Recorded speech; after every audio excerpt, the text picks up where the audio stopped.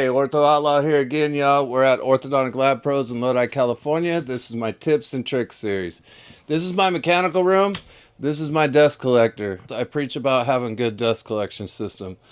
But what I am going to show you is a couple tricks down in the lab. This obviously is what it is. It sucks a lot of air and keeps our air we breathe clean.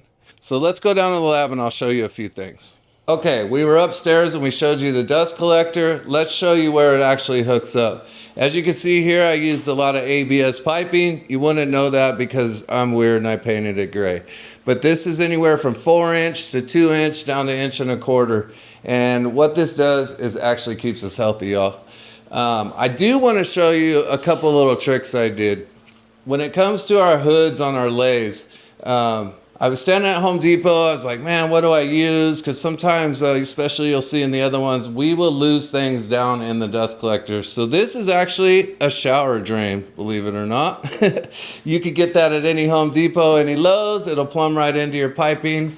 And when it comes to our soldering station, we all know we're using 3D models, and even soldering in general, you don't want to be breathing this stuff. This is a 4" water valve, so when we're not using it, we close it off, and it allows more suction in other areas. When we are using it, we open it up. Any smoke or residue goes right up that pipe.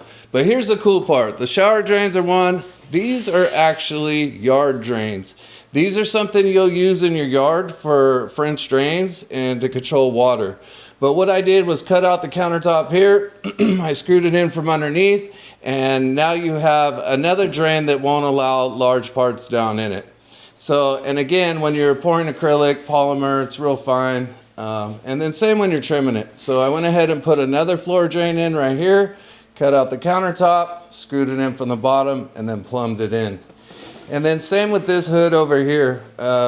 This is where we do all of our grinding of the acrylic. Obviously, it's a mess, but when we have this running, which I'll kick it on right here, you can see it works really well.